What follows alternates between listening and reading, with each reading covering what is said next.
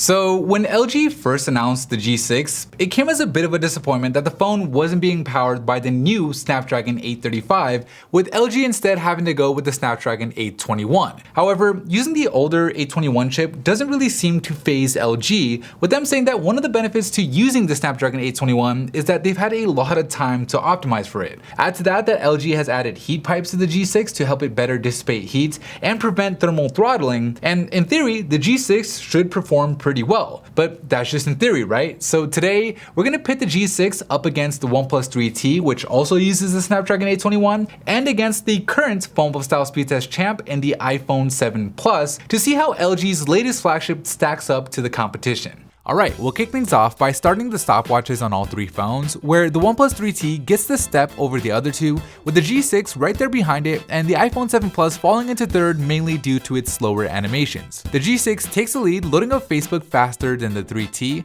only to lose it a few seconds later to the iPhone 7 Plus in Photoshop Express. As all three phones are working on Lapse-It, the iPhone improves on its lead, just blazing through the time-lapse, while the G6 looks to maintain its lead over the 3T, finishing the time-lapse and joining the iPhone in the gaming row. As the G6 and the 3T start working on Subway Surfers, the iPhone moves on to flip diving, putting it a full lap ahead of the other two early on in this speed test. So at least for now, it looks like the real battle is for second place, as the G6 is trying to hold on to its lead over the 3T for a shot at winning the title of Android speed test champ. However, going into flip diving, both phones are neck and neck, with the 3T actually taking the lead and moving on to fit the fat. Meanwhile, the iPhone 7 Plus is just about done with the gaming row, as it heads over to the last row here in the first lap, powering through Spotify and moving on to ESPN. It looks like the OnePlus 3T has improved on its lead over the G6 in Fit the Fat, showing us exactly why it's been the fastest Android phone for so long now. As the 3T finishes Smash Hit and the gaming row, the iPhone finishes the first lap, clocking in a time of 1 minute and 17 seconds. Now, historically, the iPhone 7 Plus has had no issues keeping all of the apps ready to go in the background, despite having just 3 GB of RAM.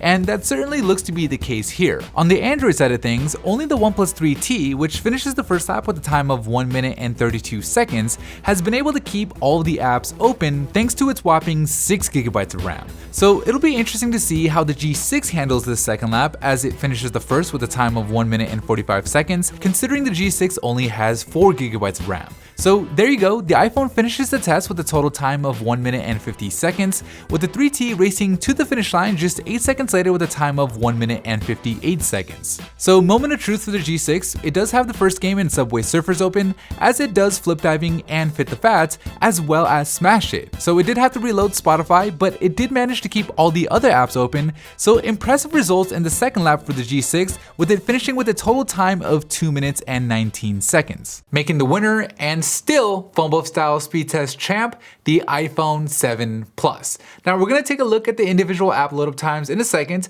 but before we do, I wanna give a big shout out to Audible for sponsoring today's video and for hooking you guys up with a free audiobook at audible.com/phonebuff. So I've actually been an Audible customer for years now, and for good reason. Audible lets you listen to your favorite books and stories wherever you are, whether you're just chilling at home, you're driving in your car, which is usually how I use it, or even when you're at the gym. Audible has an unmatched selection of audiobooks, original audio shows, news, comedy, and more from the leading publishers, broadcasters, and entertainers around the world. Two of my favorite things about Audible is one, unlike the streaming services, you actually own the books that you listen to even if you cancel your membership, and two is Audible's Great Listen Guarantee, where if you don't end up liking a book that you got, they'll let you swap it out without a problem. But one book that I definitely won't be swapping out and highly recommend listening to is Elon Musk, a biography written by Ashley Vance, which gives you some really cool insights into who Elon Musk is and how he became basically Iron Man, right? You can listen to it or any other audiobook of your choice for free with your 30-day trial at the link down below in the description